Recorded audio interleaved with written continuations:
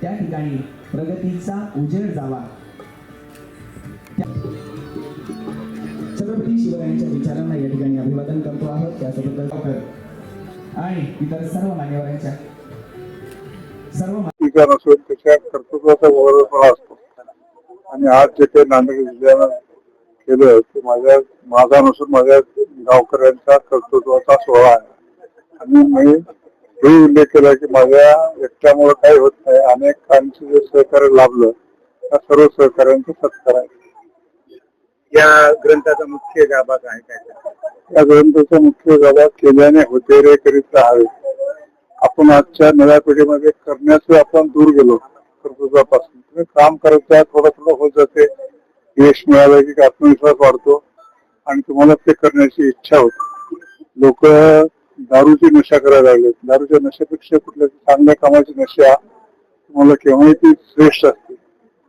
दारूची नशा संध्याकाळी पहिलं सकाळी उतरून जाते, ही नशा आयुष्यभर टिकते। काम केले स्वच्छतेच्या बाबतीत काय आवाहन करायचं? स्वच्छता माणसाच्या जीवनाचा अविभाज्य भाग आहे। महात्मा गांधींनी असं म्हणले होते की स्वातंत्र्यापेक्षा स्वच्छता श्रेष्ठ, इतकं त्याला मोठेपण दिलं होतं। विवेकानंदाने तेच बोलले। त्यामुळे स्वच्छता तुम्ही टाळू शकत नाही। स्वच्छता जर टाळलं तुम्ही तर आजाराला आमंत्रण देणार आणि मग केलेली कमाई सगळी दवाखान्यामध्ये नीट करण्यासाठी डॉक्टरांच्या दवाखान्यामध्ये घालावं लागणार। त्याच्यामुळे स्वच्छता अविभाज्य भाग आहे माणसाचा। नवीन पिढीला काय आव्हान करणार? नवीन पिढीला स्वच्छ राहावं, व्यायाम करावा आणि समाजाविषयी आपुलकी ठेवावी। नवीन पिढीमध्ये झालंय का आमच्या चुकामुळं आम्ही एक चूक अशी केली की नवीन पिढीला मुलांना आम्ही खेळू दिलं नाही। खेळण्यामध्ये आम्ही आता 10वीला जाईपर्यंत गोट्या खेळत होतो।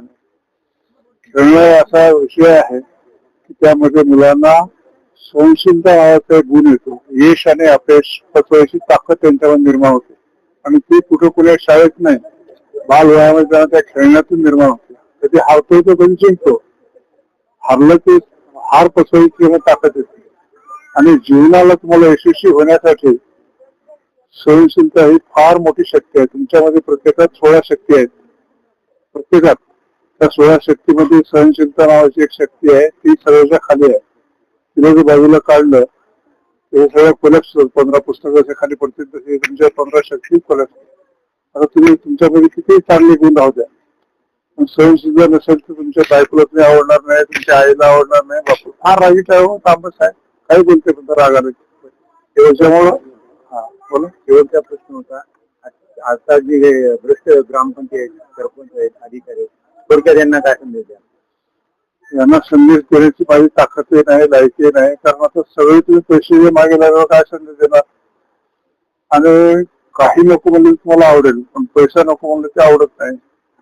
त्यामुळे आता निवडणूक 2-3 दिवस आहे महिन्यापर्यंत सगळ्या चांगला उमेदवार कोणती चर्चा चालते आणि शेवटच्या 3 दिवसामध्ये मग काय भाव निघालाय, कोण काय द्यायला याच्यावर चर्चा चालते।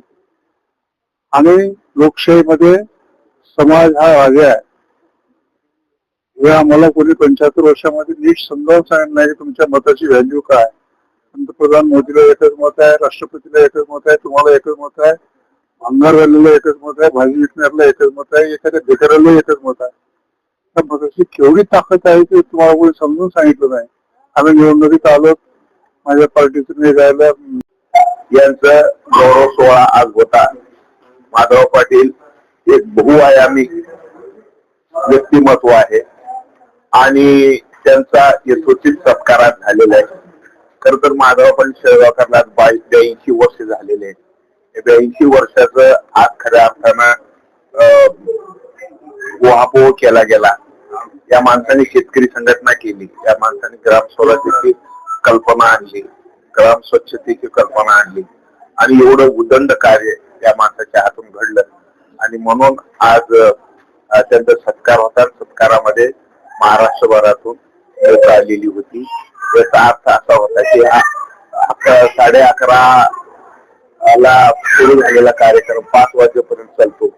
याचा अर्थच असा आहे की या माणसाने आयुष्यामध्ये खूप कष्ट केलेले आणि या कष्टाचा आज पावती समाजाने दिली आणि आम्ही सगळेच लोक महाराष्ट्रातून आलेले माधव पाटील शेळगावकरांनी जे कार्य केलं त्या कार्याला सलाम केला गेला। आणि खऱ्या अर्थानं आजच्या सभेचे जे अध्यक्ष होते कमलबाबू त्याने जी भावना बोलून दाखवली की खरं तर असल्या माणसाला कुठल्या तरी सभागृहामध्ये प्रतिनिधित्व मिळायला पाहिजे होतं, पण ते मिळालेलं नाही. अजूनही ते प्रयत्न करतायत अशी भावना त्यांनी व्यक्त केली आणि ती भावना योग्य होती की असे निष्पाप काम करणारी माणसं आता समाजामध्ये सापडत नाहीत. जी काही आहेत त्यांना खरं तर समाजाचं प्रशिक्षक म्हणून समाजामध्ये जे कार्य पोहोचवायची गरज आहे अशा कुठल्या तरी उच्च पदस्थ सभागृहातून हा विचार जर सामान्य माणसापर्यंत ते समाजाच्या उपयोगाचं होईल अशी भावना त्यांनी बोलून दाखवली. आणि आम्ही तर 1984 पासून माधव पाटील शेळगावकरांसोबत काम करतो आणि आज सुद्धा त्यांचे संबंध हृदयाचे आहेत.